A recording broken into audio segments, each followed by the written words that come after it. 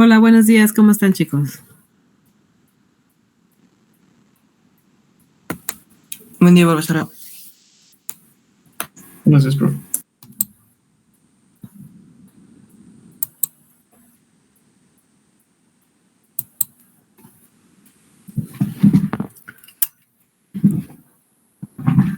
Vamos a continuar con el tema de instrumentos basados en la medición de energía radiante, ¿vale?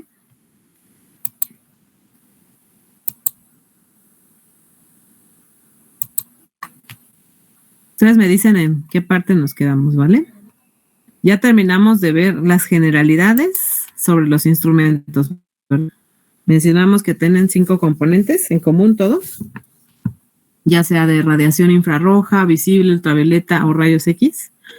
Y dentro de esas 5 componentes, analizamos los diferentes tipos que vamos a encontrar en ellos, ¿no? Ya sea las fuentes, los selectores de longitud de onda, los detectores, ¿no? Entonces, esta tabla ya la revisamos, chicos. Profe, está presentando, es que, bueno, yo no... Ah, perdón. Según yo ya estaba presentando en la pantalla.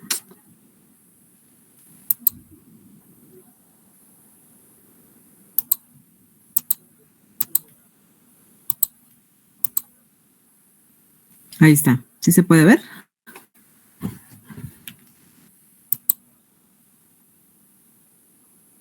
Sí, ya. Muy bien. Entonces, ya vimos los detectores, ¿no? Porque estábamos revisando componente por componente. Por ejemplo, los selectores, que pueden ser de 2 tipos, o monocromadores o filtros. Y de ahí nos pasamos a los detectores, ¿no? Pueden ser de 2, de manera general, pueden ser de 2 tipos. Pueden ser detectores de tipo térmico o bien detectores de fotones, ¿no? Entonces, esta parte sí la achicamos ya, chicos. ¿Sí la vimos?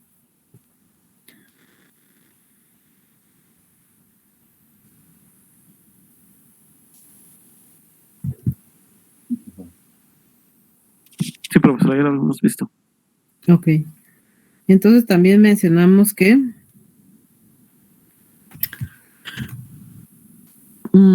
los equipos que estábamos revisando aquí en esta imagen eran equipos de laboratorio fuera de línea, en donde hay que llevar la muestra al analizador para que se dieran una idea del tamaño de las celdas. Por eso coloqué esa imagen de la parte inferior, en donde vemos que con una mano una persona puede tomar la celda. Es una celda muy pequeñita. La muestra que se va a introducir, si es líquida, por ejemplo, vamos a ocupar aproximadamente de 4 a 5 mililitros por mucho de muestra. Se introduce la celda cuidadosamente, tratando de no tocar las caras que van a estar expuestas ante las de radiación. Y el equipo nos reportará los valores en unidades de absorbancia, ¿vale? Entonces, sí mencionábamos la vez pasada que esas unidades de absorbancia es una medida de cuánta radiación absorbió la muestra en función de los analitos que se estén evaluando y también en función de la composición de esa muestra, ¿no? Las moléculas que sean más grandes y que tengan más enlaces, obviamente absorberán más radiación que las moléculas que sean más simples, ¿no? Entonces, una muestra, a medida que tenga cierto tipo de moléculas, se espera que absorba una cierta cantidad de radiación, pero además esta medida denominada absorbancia va a variar dependiendo de la composición de nuestra muestra, ¿vale? Entonces nos reportará en un display directamente el valor en unidad de absorbancia, o bien en una de los modelos más antiguos de los fotómetros. Vamos a encontrar algunos con carátula analógica, en donde vamos a observar en una aguja el valor que corresponda a unidades de absorbancia, que ya sabemos que es un parámetro adimensional cuyo valor va a fluctuar entre 0 y 3, ¿vale? Para el caso de los equipos más modernos, que ya cuentan con una interfase y un sistema de adquisición y procesamiento de señal más sofisticado, obviamente ya requerirá una computadora en la cual se podrán observar en el software del fabricante los espectros de absorción de las muestras, ¿vale? Entonces, bueno, pues ahí, ya en vez de tener, por ejemplo, algún equipo denominado integrador, que es el que hacía las funciones para que un motor síncrono pudiera ayudar a la impresión de esa gráfica, se tenían unos registradores tipo plumilla en donde mediante una tinta se iba colocando la gráfica para reportar el espectro de la muestra, ¿no? Hoy en día con el avance de la informática, pues obviamente ya fue posible mediante los componentes que se requieren para la interfase, fue posible conectar los espectros a computadoras para que se obtenga directamente los espectros, se puedan almacenar, etcétera, etcétera, ¿no? Y mediante nuevamente el software de la compañía se puede hacer la configuración del equipo, se le puedan hacer algunas adaptaciones que se requieran para los análisis que estemos generando, ¿vale? Entonces, esta nada más es una pequeña muestra. Vamos a ver más modelos más adelante, sobre todo los que son de gran interés para ustedes son los instrumentos que vamos a poder montar en campo, ¿no? Montar en un proceso y que a partir de ellos incluso podemos generar algunas estrategias de control basado en la variable de composición, ¿vale? Muy bien, entonces eso es para manera introductoria en general, irnos adentrando al mundo de los equipos basados en la medición de energía radiante. Y precisamente vamos a comenzar con los analizadores tipo infrarrojo, que son de gran utilidad para la búsqueda de muchos compuestos. Mencionábamos que es muy importante que me ayuden ustedes memorizando las regiones de las longitudes de onda que abarca cada una de las espectroscopías. En el caso del infrarrojo, nosotros habíamos mencionado que es una región mucho más amplia, que abarca tanto el infrarrojo cercano, el medio y el lejano, siendo las regiones de más utilidad, principalmente la del infrarrojo medio y también el infrarrojo cercano. El infrarrojo lejano más que nada se emplea para equipos más, que tienen más que nada fines de investigación en el área de la química pura, ¿no? Por ejemplo. Entonces, estos equipos, los de infrarrojo lejano, no los vamos a revisar en este momento. Lo que sí vamos a adentrarnos es al mundo de los analizadores de infrarrojo cercano y medio, ¿vale? Entonces, infrarrojo cercano, tomen nota, va a abarcar de las longitudes de onda de 780 a 2500 nanómetros y la infrarrojo medio de 2500 a 50,000 nanómetros. Para que no nos quedemos con la duda, entonces el infrarrojo lejano tomamos nota que va a abarcar de las longitudes de onda más largas, que son de 50,000 hasta 1,000,000 de nanómetros. Si nosotros convertimos las unidades de nanómetros en milímetros, 1,000,000 de nanómetros es equivalente a 1 milímetro. Por eso estamos observando aquí en la gráfica que las longitudes de onda representadas en la región del infrarrojo pueden representarse también no solamente en micras o en nanómetros, sino también incluso en milímetros, ¿no? Muy bien. Entonces, la radiación infrarroja es una radiación menos energética, es una radiación que va a provocar una transición cuántica a las moléculas que tiene que ver con las vibraciones y las rotaciones en sus enlaces covalentes de esas moléculas, ¿vale? Nosotros sabemos que una especie química se une a otra a través de los enlaces covalentes. Y esos enlaces covalentes, si es un enlace sencillo, está conformado por la compartición de dos pares de electrones. Cada una de las especies químicas aporta un electrón para la conformación de ese enlace y en particular la radiación va a tener una interacción con los electrones de los átomos, ¿vale? Entonces, en particular, va a interactuar con los electrones que conforman esos enlaces covalentes, ¿vale? Creo que esta tablita también ya la habíamos revisado, remarcando la diferencia entre un analizador tipo IR y uno NIR. ¿Sí me recuerdan cuál es la diferencia entre estos dos?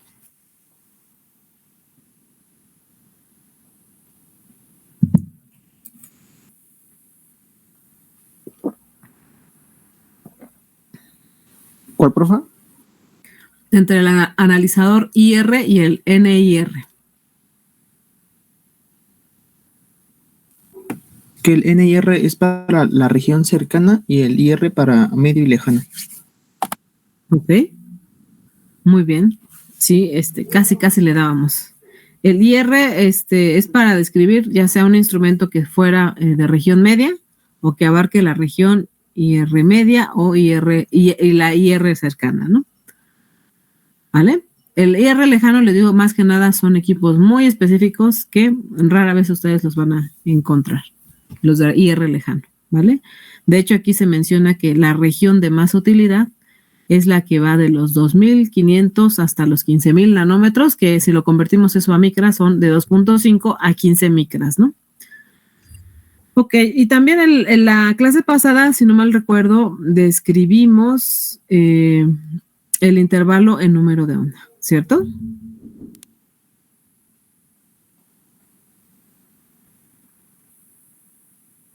¿Qué era el número de onda, chicos? Es otra propiedad de la radiación, ¿no? Electromagnética, pero ¿qué nos describe?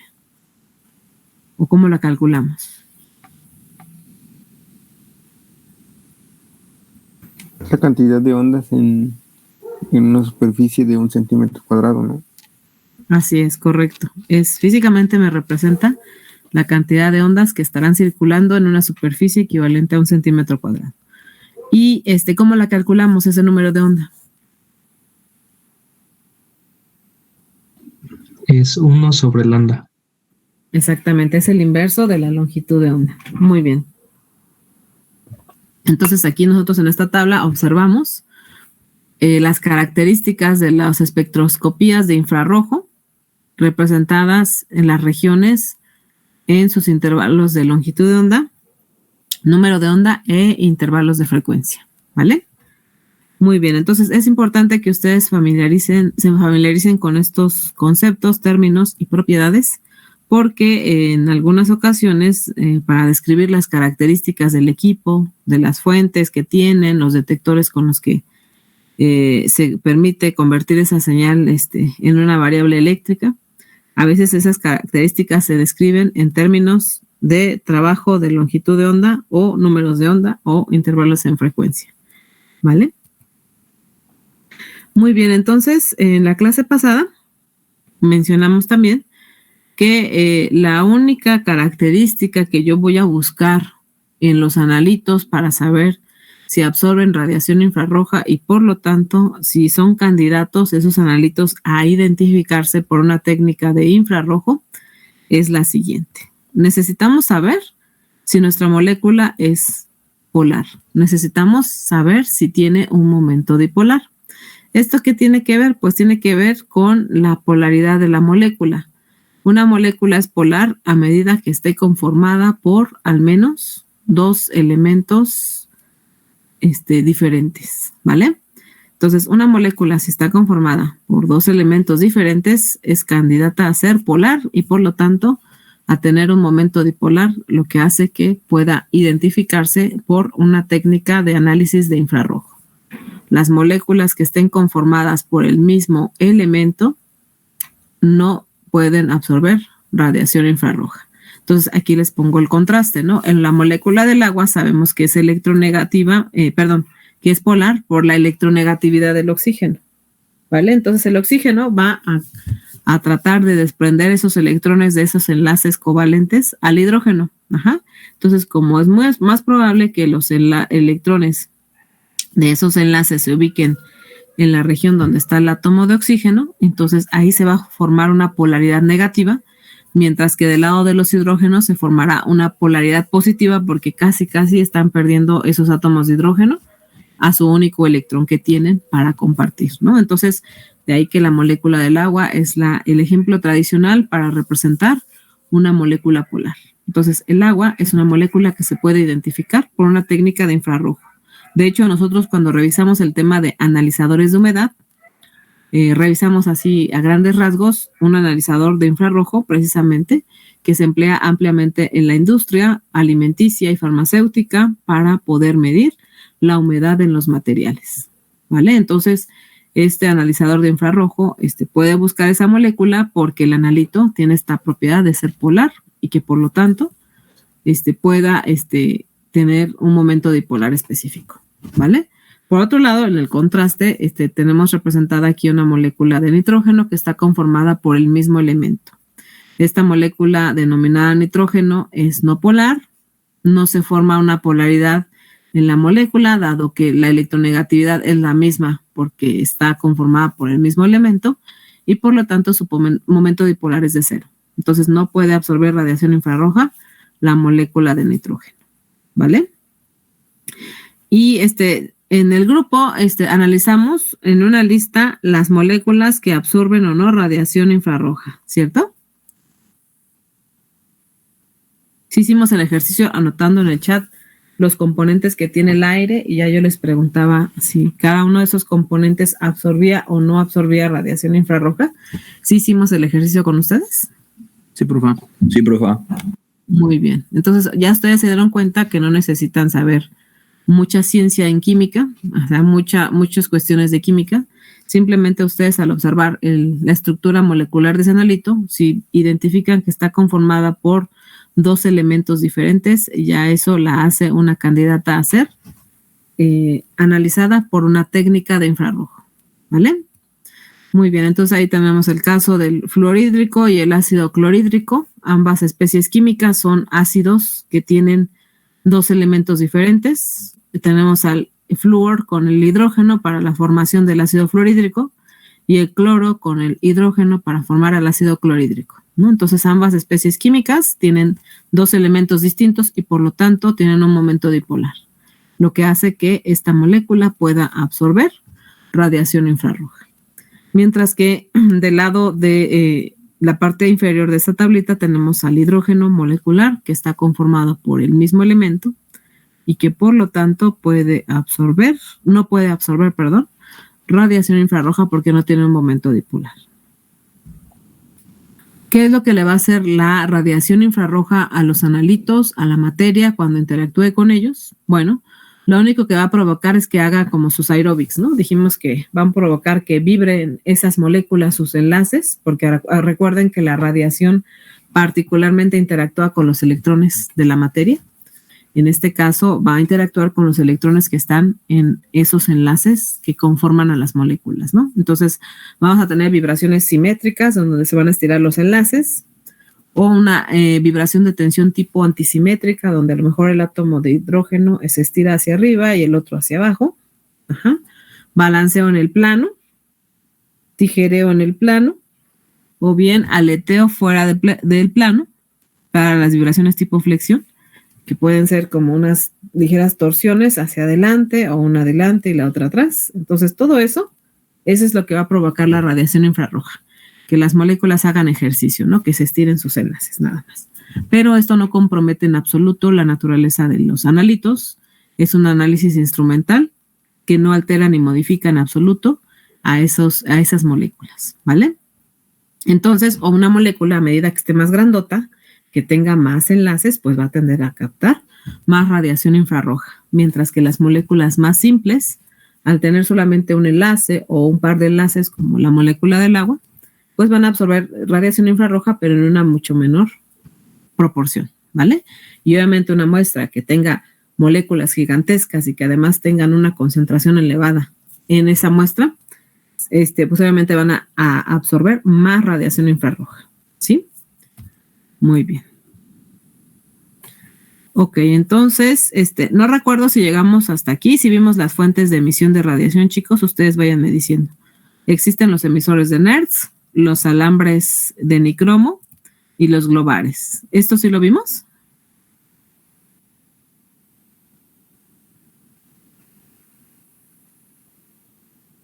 Creo que no, profa. Lo último que hicimos la clase del lunes fue el ejercicio. De que me dijeran si una molécula absorbía o no radiación, ¿no? Sí, exacto. Ok, muy bien, muchas gracias.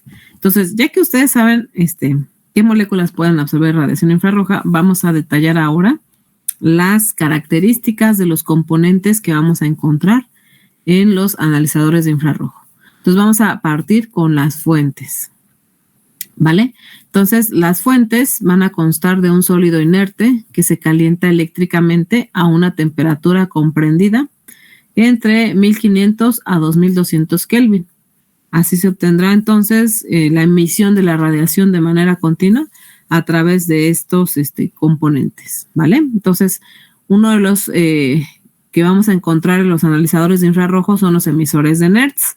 Los emisores de NERTS están constituidos por un filamento, cuyo diámetro puede ser de entre 1 a 2 milímetros aprox, en cuanto a su diámetro, y su longitud es de aproximadamente 20 milímetros. Es un filamento muy pequeñito, ¿vale? Entonces, este filamento pequeñito va a tener conectados en sus extremos unos alambres de platino. Entonces, a través de esos alambres de platino va a circular una corriente. Pero ese cilindro que está conformado por óxidos de tierras raras es un elemento resistivo.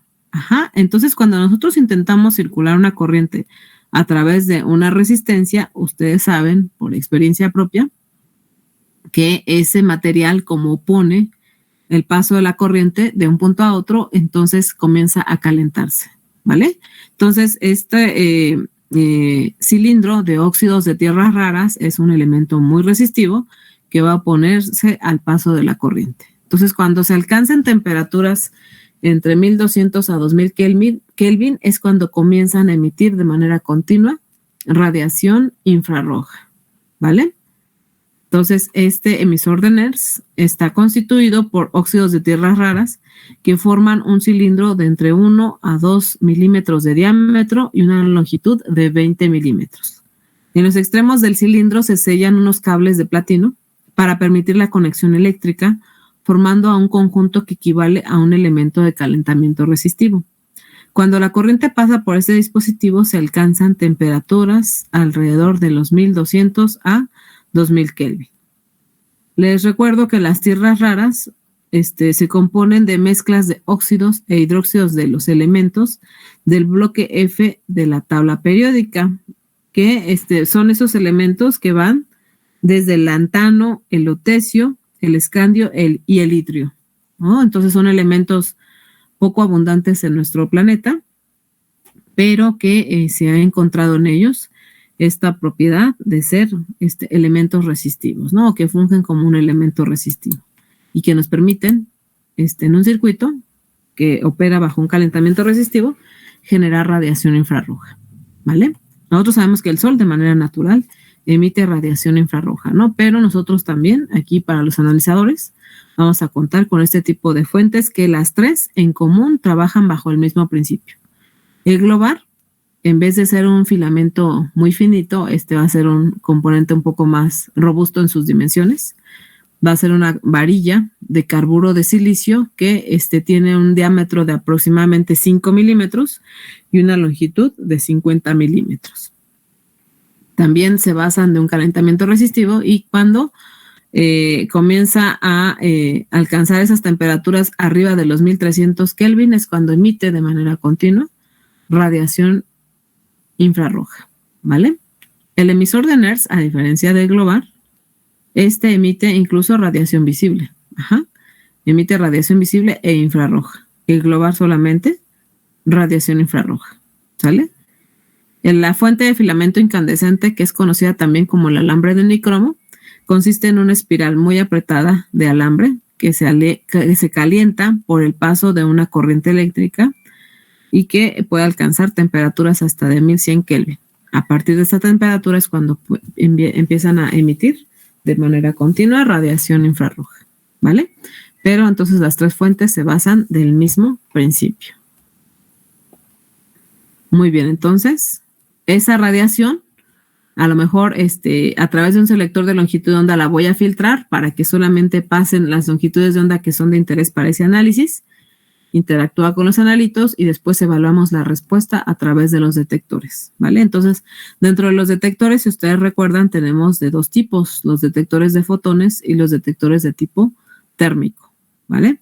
Los detectores de tipo térmico son empleados principalmente para poder evaluar la cantidad de radiación infrarroja que han absorbido las muestras, ¿vale? Muy bien, entonces la respuesta de este tipo de detectores va a depender del efecto calorífico de la radiación. Se emplean para la detección de todas las longitudes de onda del infrarrojo, excepto para las más cortas.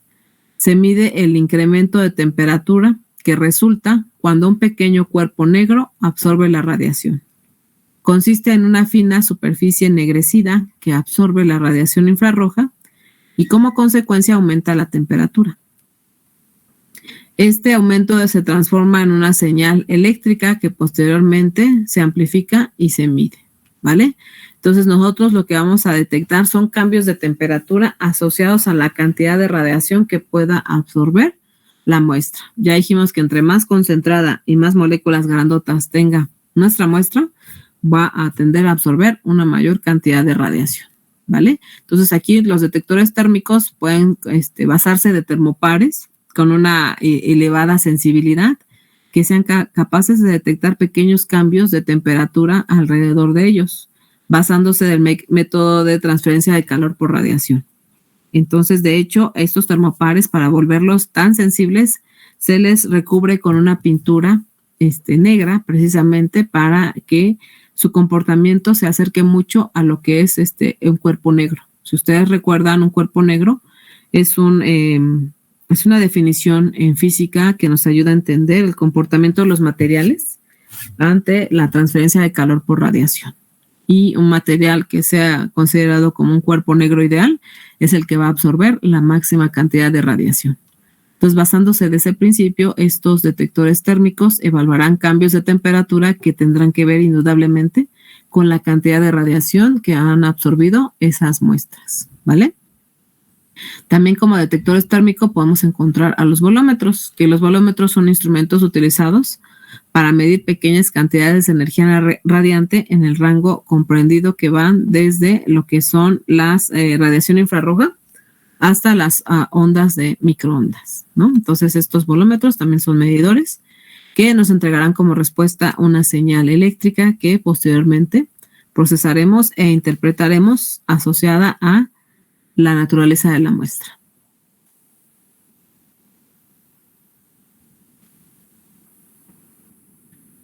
Bien, por otro lado tenemos a los detectores piroeléctricos, ¿vale? Estos detectores piroeléctricos son más recientes. Se basan en un efecto que se manifiesta sobre los materiales ferroeléctricos, para el cual la polarización en este material disminuye con la temperatura hasta una temperatura denominada de Curie, por debajo de la cual la polarización se vuelve cero.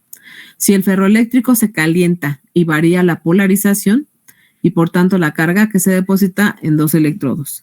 Este desplazamiento de cargas da lugar entonces a una intensidad eléctrica que se puede medir. Los detectores piroeléctricos son relativamente más nuevos y pueden ser fabricados en forma compacta, son robustos y pueden soportar tiempos de medida relativamente cortos, lo que es bastante deseable como característica para estos análisis, sobre todo si vamos a implementar un instrumento en proceso para obtener tiempos de respuesta muy cortos, ¿vale? Entonces, como opciones tenemos los piroeléctricos para longitudes de onda, si no mal recuerdo, que abarcan principalmente del IR medio en adelante, ¿vale?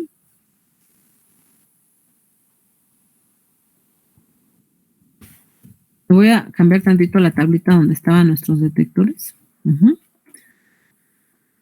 Los piroeléctricos sí son ideales para 1200. Ahí no alcanzo a ver. No, 1000 nanómetros a 20,000 nanómetros aproximadamente, ¿no?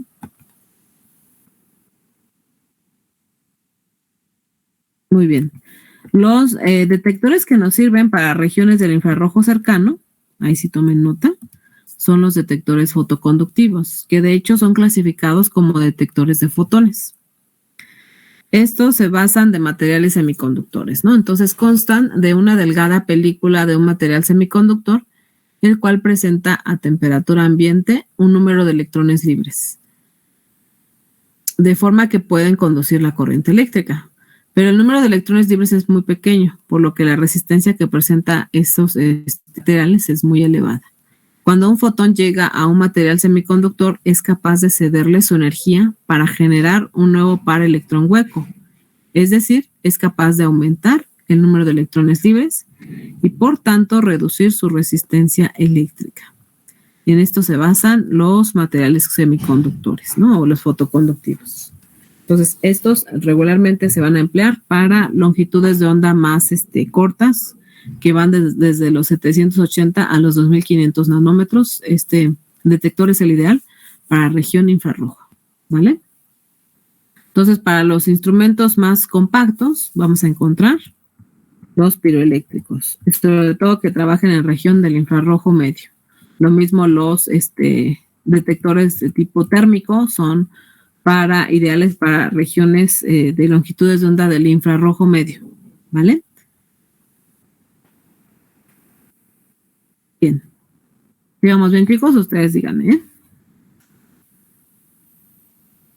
Ok, entonces existen unos instrumentos denominados dispersivos y otros denominados no dispersivos. Hay que entender bien los contrastes que hay entre estos dos equipos para que no se confundan y los puedan identificar y sobre todo seleccionar de acuerdo a la aplicación, ¿vale? Los instrumentos dispersivos aquí nos describen que son por lo general instrumentos de doble haz con un registrador que utilizan redes de reflexión para la dispersión de la radiación. El haz de referencia compensa la absorción de infrarrojo dada por las moléculas como el agua y el CO2 del ambiente. Muy bien, entonces los analizadores de infrarrojo que operen en cualquier punto de este planeta siempre van a estar expuestos a la radiación que pueda absorber las moléculas que hay en el ambiente.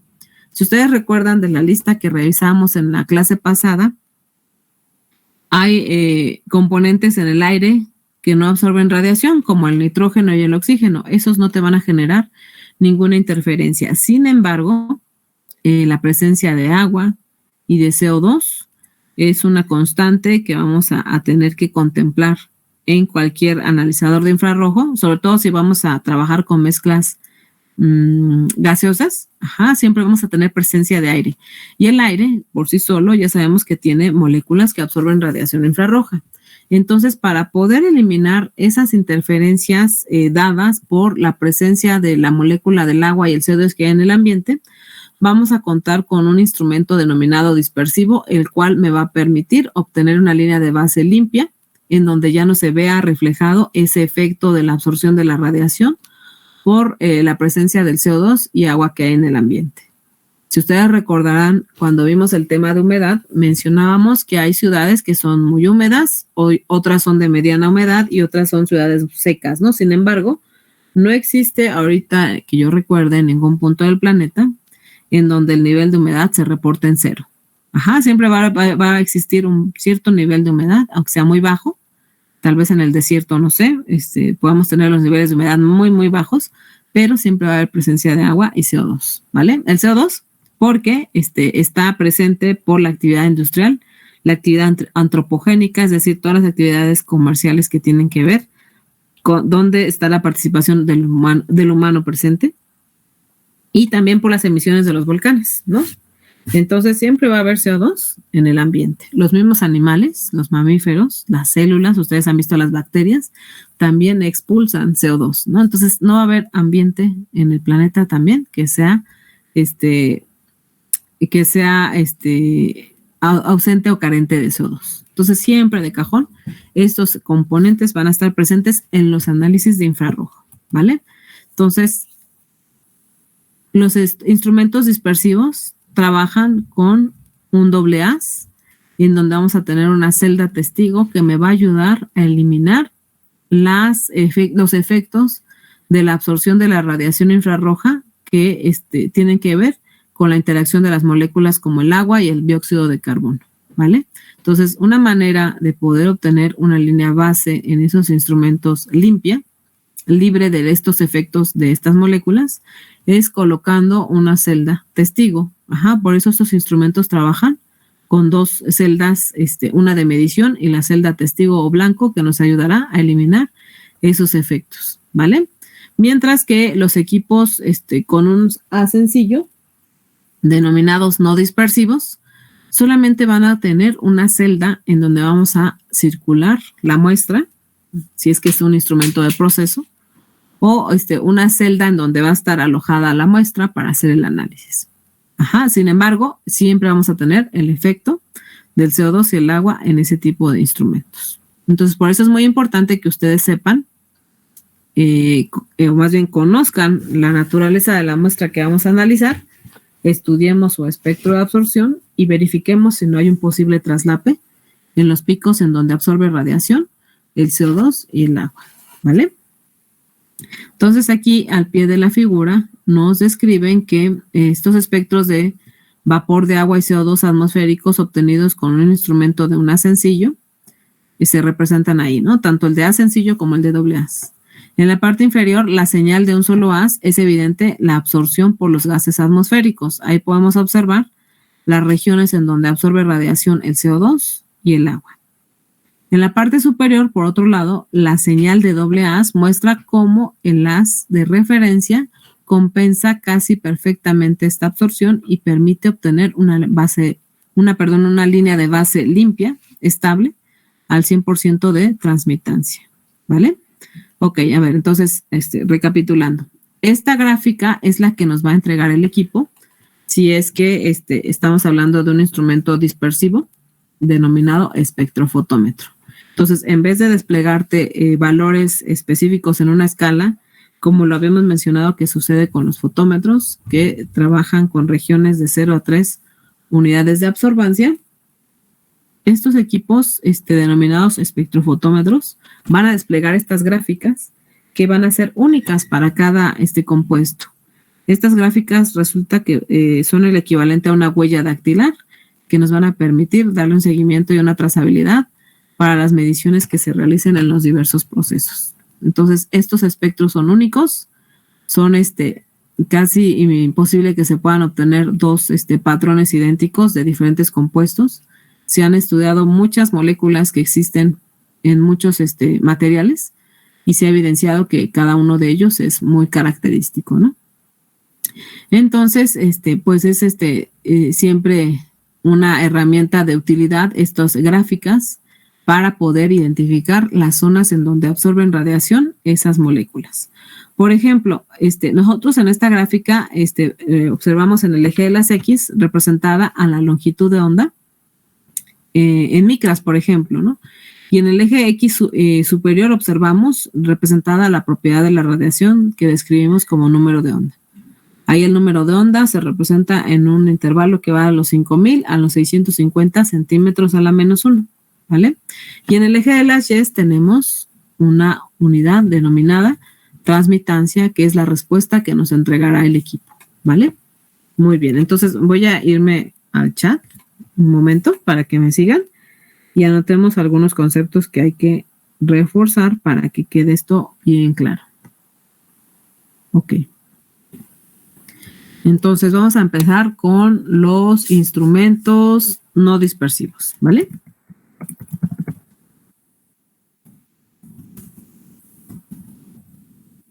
Instrumento no dispersivo. Es más, vamos a empezar con algo más, más básico, que son las unidades de absorbancia. Entonces vamos a anotar qué es la absorbancia y luego ya de ahí me regreso a los equipos, ¿vale? Absorbancia.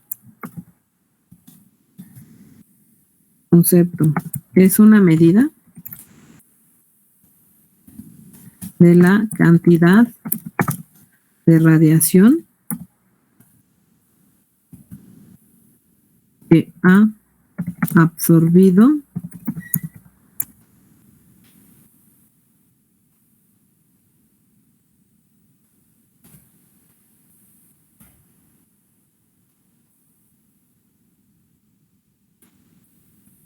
las moléculas de la muestra. En este caso voy a poner entre paréntesis analíticos.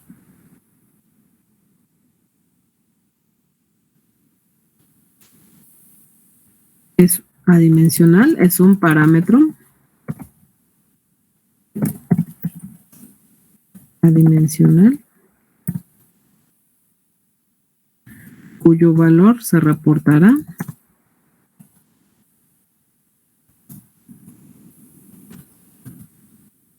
de 0 a 3 unidades de absorbancia.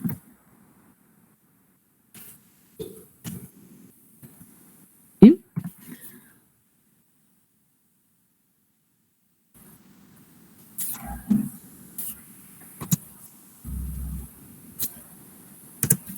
Transmitancia.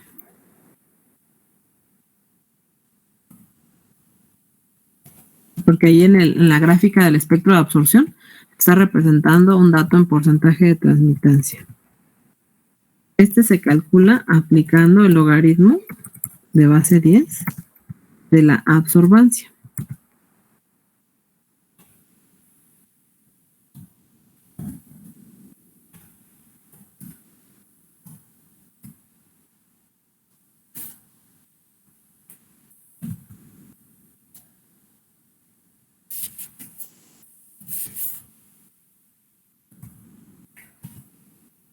Se multiplica por 100 para obtener el dato en porcentaje. ¿Vale? Entonces, ¿qué relación hay entre la transmitancia y la absorbancia? Que la transmitancia se calcula aplicando el logaritmo a la absorbancia y multiplicándolo por 100.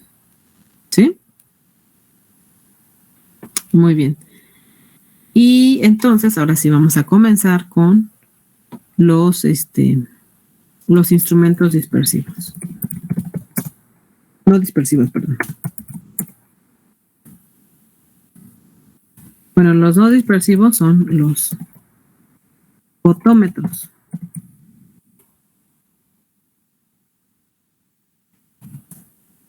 Cuentan con una celda de medición. No es posible eliminar las interferencias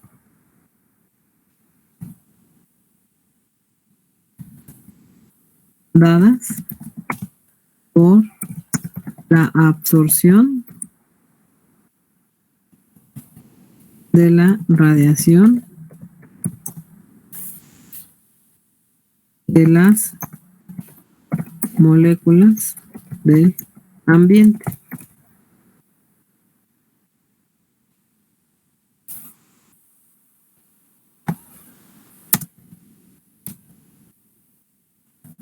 Por lo que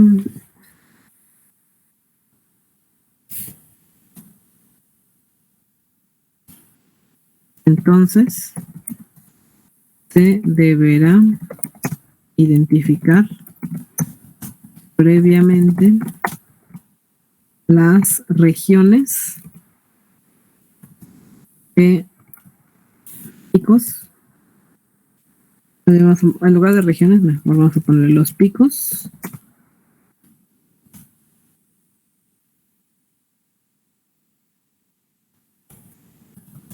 En donde no absorban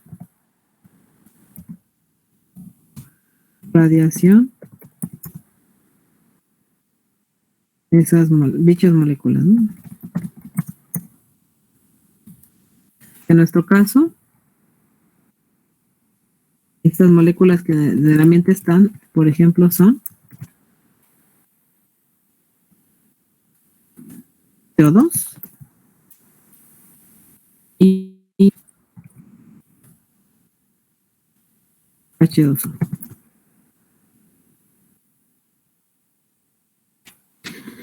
Entonces, se deberá identificar previamente,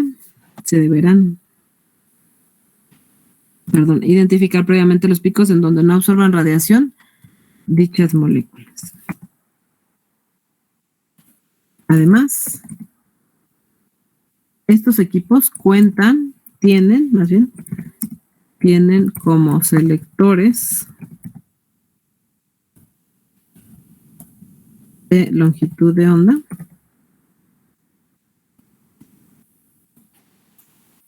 filtros.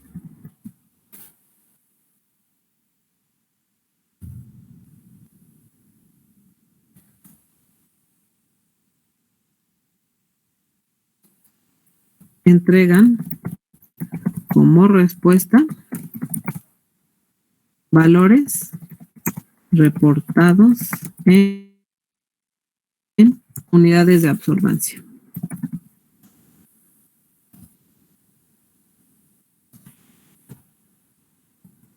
¿Sí?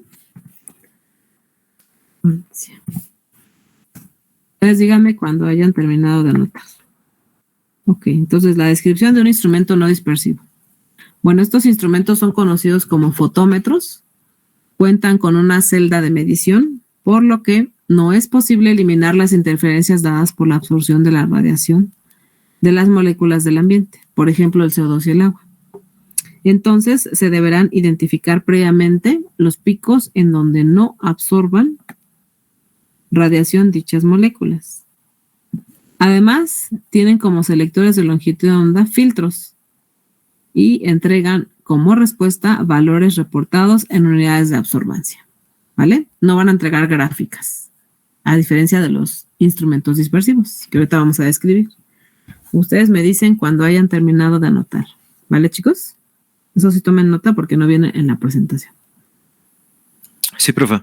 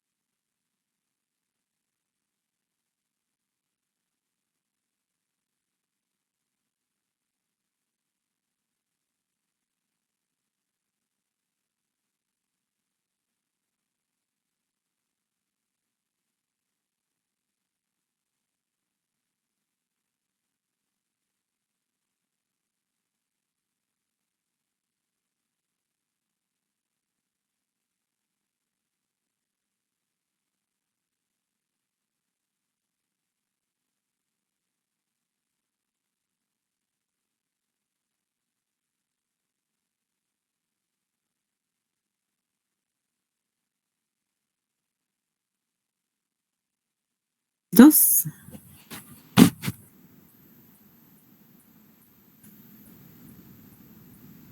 Todavía no, profe.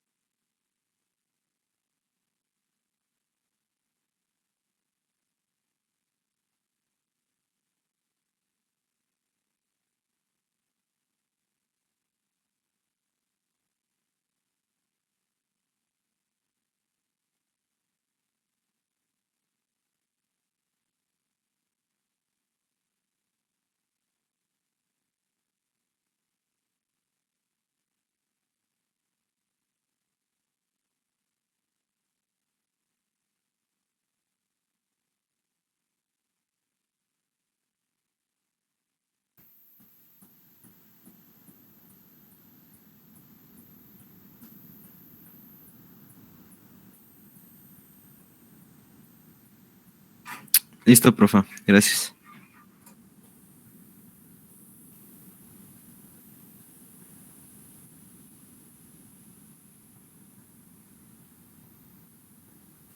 Muy bien, entonces vamos a continuar. Pues vamos a describir ahora al instrumento dispersivo, ¿vale? Ok, ustedes me van a ayudar, porque este hace o trabaja bajo otro principio. Un instrumento dispersivo ahora lo vamos a denominar como, a partir de hoy, como espectrofotómetro. Espectrofotómetro. Y como su nombre lo indica, nos va a entregar como respuestas espectros. ¿Vale? Pero antes de pasar a ello, vamos a ponerle, cuenta con dos celdas, una testigo, también denominada blanco, y una de medición, la cual va a alojar a la muestra, ¿no?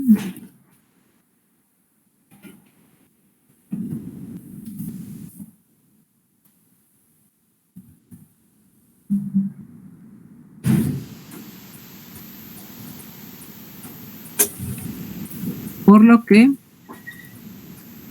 es posible eliminar las interferencias dadas por la absorción de la radiación de las moléculas del ambiente.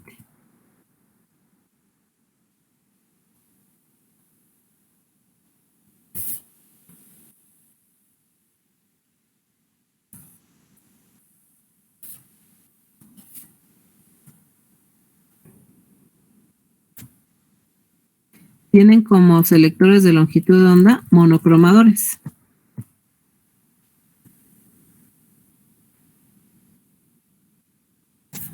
Entregan como respuesta espectros de absorción.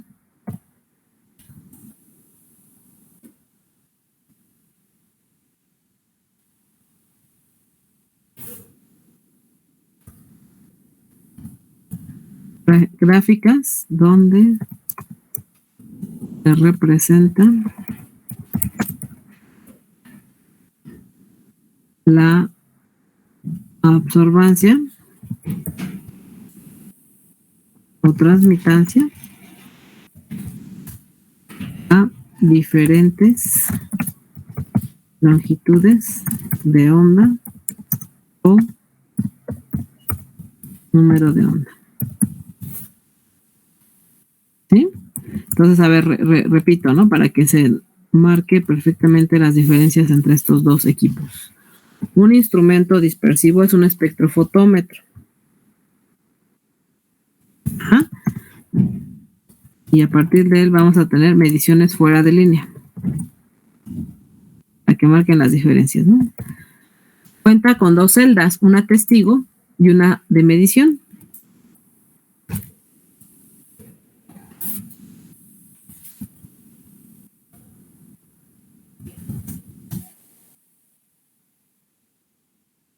¿Vale? Por lo que es posible eliminar las interferencias dadas por la absorción de la radiación de las moléculas del ambiente. Además, tienen como selectores de longitud de onda monocromadores. Entregan como respuesta espectros de absorción, que son gráficas donde se representa la absorbancia o transmitancia a diferentes longitudes de onda de nuestra muestra, ¿no?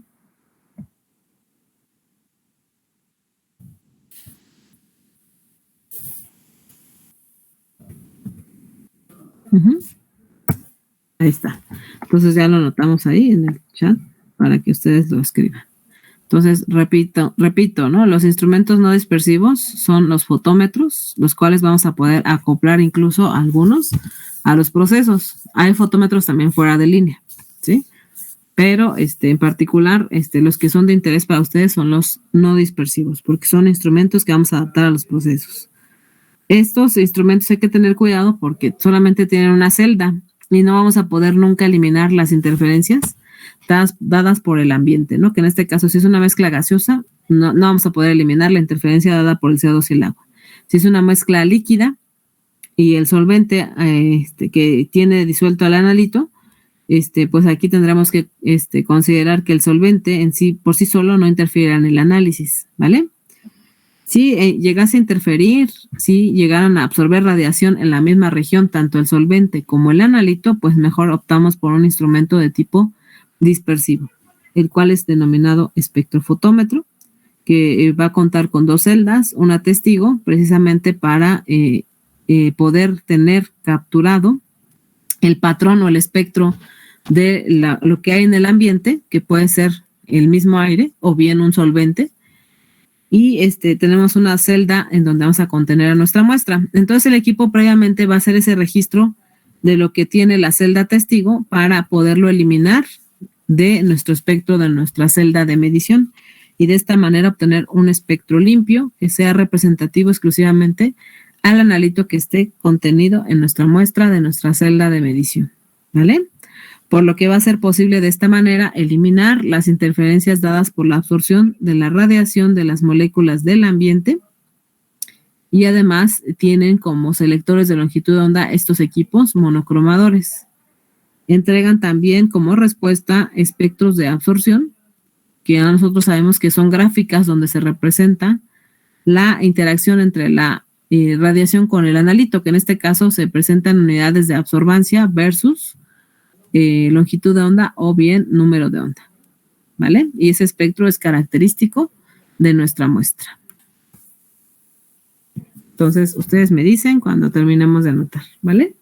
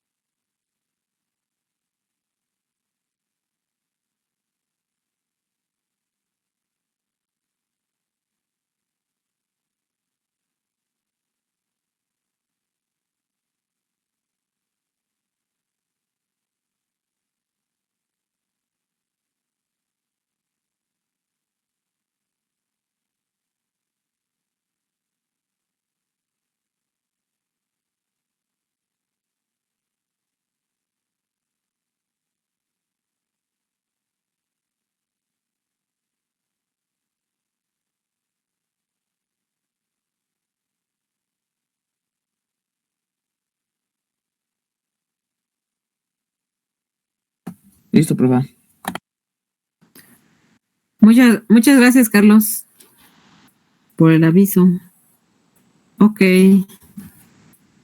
Ya no alcancé a ver quién abrió el micrófono, pero gracias también. Muy bien, vamos a seguirle. Pero, ¿dónde me quedé? Ok, entonces ya quedó claro, muchachos, cuál es la diferencia entre un instrumento dispersivo y uno no dispersivo.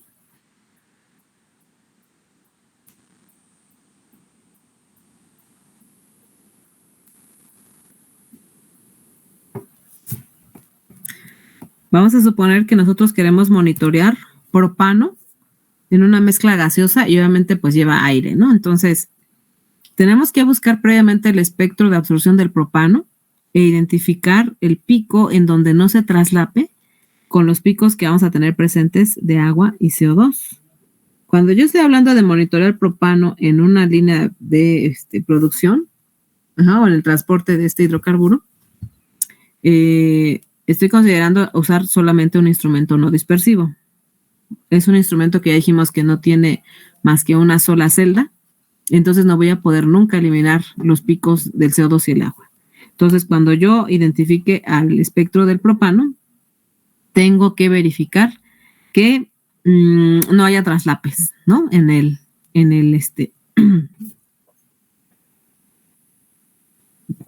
la región donde voy a buscar al propano.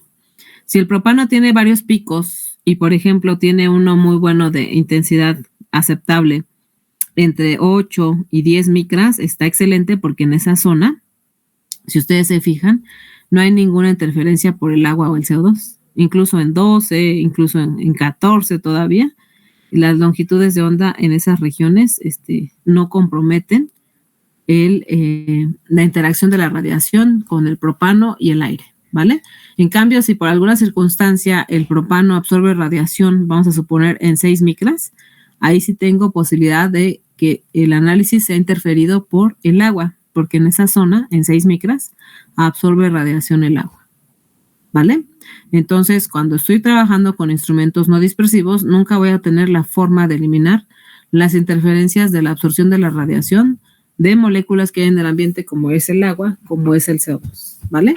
Entonces, de hecho, de tarea les voy a dejar que se metan a la página del Instituto Nacional de Estándares en Tecnología de Estados Unidos, ¿no? Que es www.nist.gov, government, ¿no?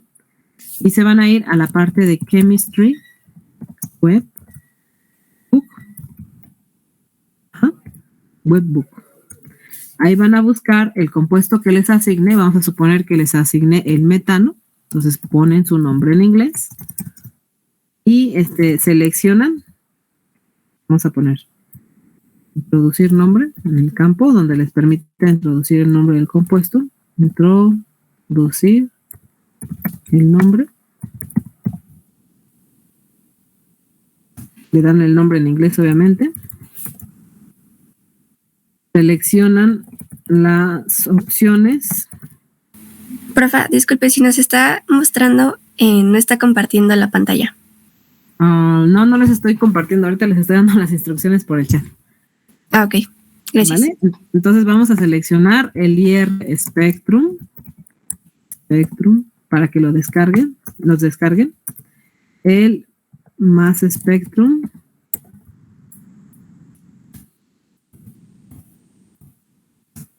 Y también el VBIS, cuando el compuesto absorbe radiación ultravioleta y visible, también lo van a descargar. Spectrum. Ajá.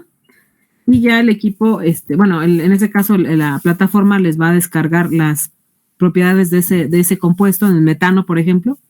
Si ustedes palomearon que quieren descargar el IR Spectrum, el Mass Spectrum y el VBIS Spectrum, pues obviamente les va a desplegar esas gráficas, ¿no? ¿Vale? Entonces las guardan y las van a meter en una carpeta que van a poner su nombre completo y se las van a enviar a Manuel, su jefe de grupo.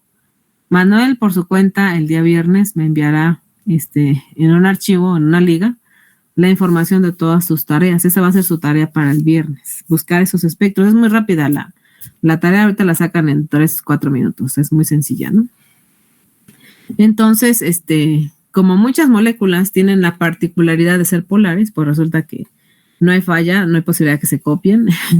Cada espectro es diferente. Ya dijimos que es su huella dactilar y de hecho lo vamos a ocupar para hacer un ejercicio de la siguiente clase, ¿no?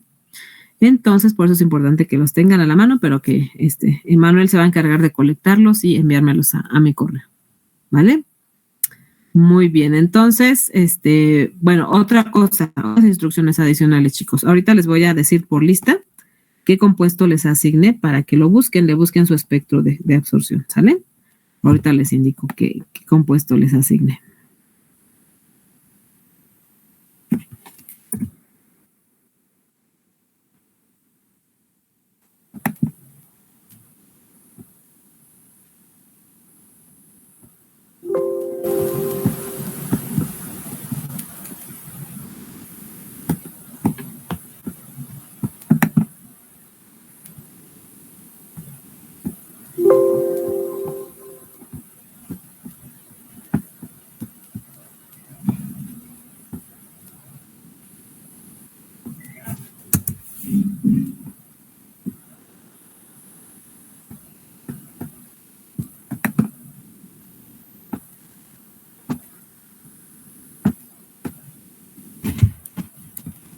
Nos van tomando nota, por favor. Ahorita por orden de lista les voy a decir el compuesto asignado.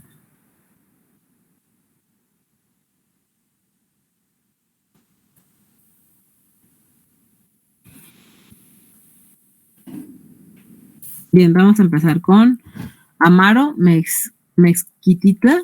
Juan Antonio. ¿Está por aquí? Sí, presente. Sí, presente, maestro.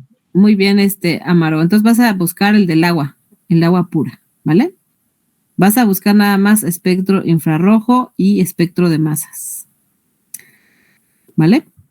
Muy bien, todos de cajón van a buscar el de masas y el infrarrojo. Salvo ahorita que les diga que ese compuesto que les asigne absorbe radiación ultravioleta, les indicaré que también van a bajar aparte el espectro de ultravioleta, ¿vale? Los demás solamente 2 espectros, el de infrarrojo y el de masas. Siguiente, calatayud, etanol.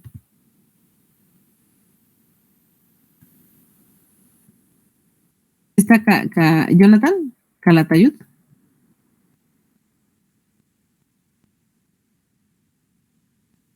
Castillo Hernández. Sí, profe, Castillo Hernández. Castillo, ¿usted sí está?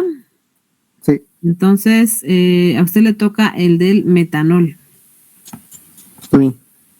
Gracias. García López Brian. Presente, profe. CO2. Es dióxido de carbono.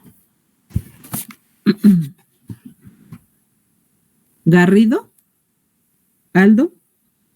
Sí, profe. Monóxido de carbono. Ok. Germán Pérez.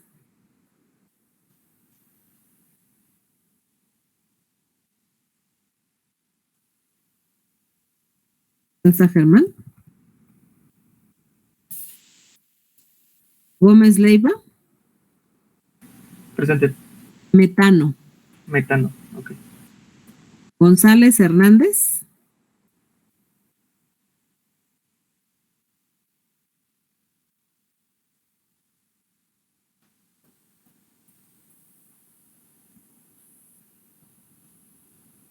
Gutiérrez Peralta. Presente, profesor. Propano.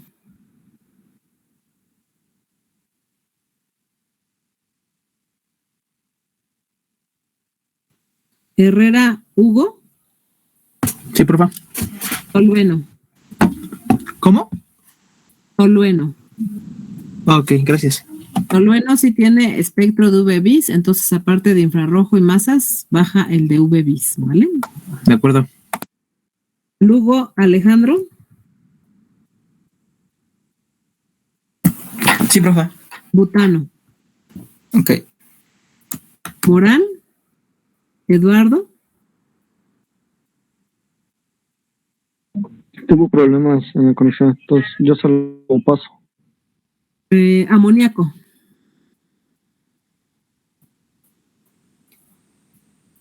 Moreno Tamayo. Sí, profe. Fenol. ¿Fenol? Fenol. Gracias. Arturo, buscas también el UV bis, aparte del de IR y masas, el UV bis. Claro, claro.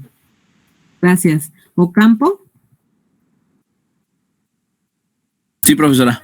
Ocampo. Benceno, por favor. Igual, los 3 espectros, por favor. Benceno, ¿verdad? Benceno. Paz García. Sí, profa. Óxido de nitrógeno. Cualquier óxido que encuentre, ya sea bióxido o monóxido de nitrógeno, por favor, ¿vale? Ok, gracias. Gracias a ti. Pérez Morales Emiliano. Aquí, profa. H2S. Ese se llama ácido sulfídrico, ¿vale? H2S. Pérez Rosales.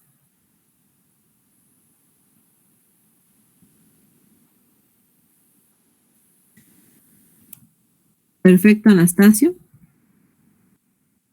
Sí. Aspirina. Busque el nombre científico de la aspirina. Lo traduce en inglés y busca los 3 espectros, por favor.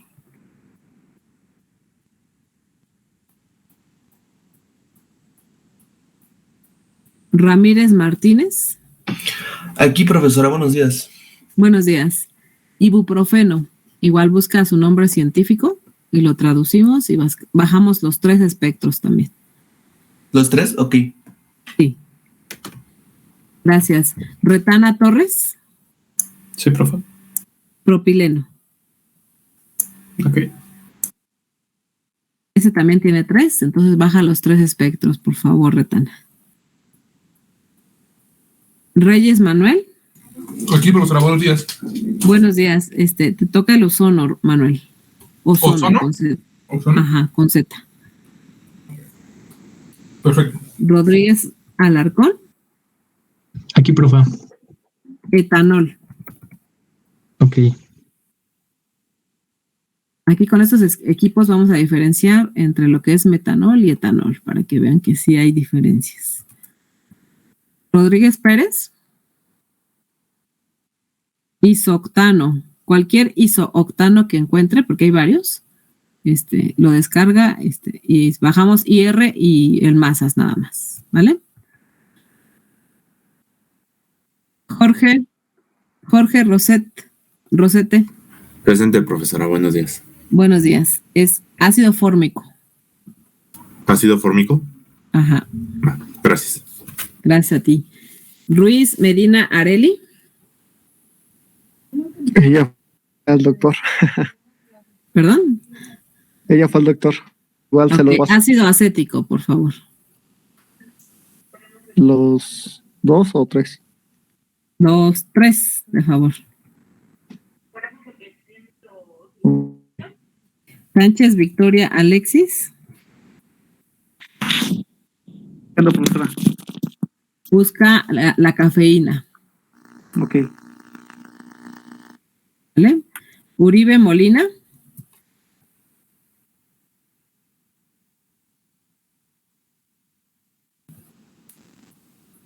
Vargas Mendoza. Samantha. Aquí, profesora. HCl, que es ácido clorhídrico. Ok, ¿los 3 o nada más los 2?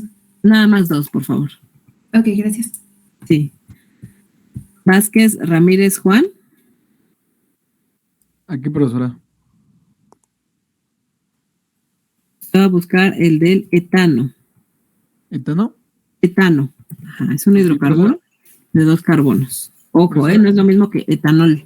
Etano. Ok. Etano. Ajá. ¿Dijo el nombre de mi compañera Ruiz Medina? Porque me dijo que no iba a poder asistir. Sí, Ruiz Medina, ácido acético. Ok, yo le digo. Gracias. Okay. Zúñiga Juan Carlos. Sí, profesora. Ácido bromídrico. Se escribe como H, B de bueno y una R. ABR. Bromídrico, ¿verdad, profesora? Bromídrico. Es HBr. Es el elemento bromuro con hidrógeno, ¿no? Entonces, okay, ácido sí. bromídrico. ¿Busca igual los 3? No, nada más 2. IR y masas. Ok. Muy bien. Por otro lado, chicos, rápidamente antes de que se desconecten, necesito que me indiquen voy a buscar el apoyo aquí de Manuel para que podamos mencionar quiénes pueden ir a hacer una práctica los próximos días viernes, ¿no? Sería el viernes 3, 10 y 17 de diciembre. Los voy a citar, pero sí les voy a pedir de favor que tengan su cuadro de vacunación completo, las 2 dosis. Y es voluntario, también no los voy a obligar. Si alguien se siente que pues no puede desplazarse hasta allá o por alguna circunstancia incluso se siente con síntomas, sí les voy a pedir que mejor permanezcan en casa.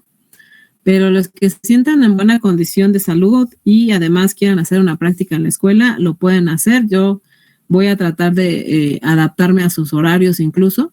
Si a alguien se le dificulta estar a las 10 de la mañana, y más bien decidimos como de manera grupal, citarlos a la 1, a las 2:30, a la hora que ustedes me indican, yo me adapto el viernes para poder recibirlos y darles una práctica. Evidentemente entraríamos en bloques pequeños de 5 personas para que puedan conocer los equipos analíticos que hemos estado mencionando, para que al menos se lleven esa parte, ¿no? Entonces, esa actividad la voy a hacer los días viernes, pero sí espero que ¿cómo se llama? Que lo piensen bien, lo reflexionen y lo comuniquen con Manuel. Necesito que hoy mismo me entreguen una respuesta para mandar a hacer el oficio y indicar el horario y las personas, las boletas de los alumnos que van a ingresar a hacer alguna práctica el próximo 3, 10 y 17 de diciembre. Entonces, es voluntario, no va a tener ningún peso en su evaluación esta actividad, es solamente para que los que tengan la inquietud de conocer los equipos y quieran aprovechar incluso la oportunidad de estar en la escuela haciendo alguna práctica de analítica, lo vamos a estar haciendo los días viernes, por favor. Entonces, si al final se deciden en un horario diferente al de la clase, pues obviamente los vería yo aquí en la clase y después de las 11:30 yo me trasladaría a la escuela para estar alrededor de las 12:30, 1 y empezar a hacer la práctica. Entonces yo me voy a también adaptar a mis actividades de acuerdo a lo que opinen ustedes, ¿no? Entonces, por favor, es muy importante que sí vayan a acudir los que estén vacunados, los que todavía tengan solo una dosis y les falte la otra, mejor no se arriesguen, muchachos, porque finalmente no me gustaría que se enfermen ni ustedes se vayan a llevar el virus a su casa, ¿no? Entonces eso es muy importante. Sí, Emiliano, adelante. Iba a preguntar que si este viernes no pudiéramos, pero los otros 2 sin problema. Sí, pues precisamente me gustaría que Manuel me hiciera una lista de quienes a lo mejor sí podrían este viernes para yo organizar mi día y estar ahí con ustedes en el laboratorio el viernes. Y si no, pues empezar a hacer esto para el próximo viernes, no hay problema. Yo veo cómo está su cuadro de sus necesidades manifestadas en ese sentido para que yo me adapte, ¿no? También. Entonces, por favor, Manuel, ahí si me apoyas mandándome en un archivo por WhatsApp, si gustas, la lista de los compañeros que sí pueden, de acuerdo a lo que acabamos de mencionar ahorita, ir a la escuela a hacer alguna práctica, pues yo espero el comunicado para que yo tramite el oficio. Lo que sí necesito la respuesta es lo más pronto posible porque sí tardan un poco en tramitar el oficio para que les den acceso. Entonces, si me pudieras entregar una respuesta, Manuel, antes de las 5 de la tarde, estaría excelente para que yo en ese momento tramite el oficio y podamos tener las facilidades para ingresar el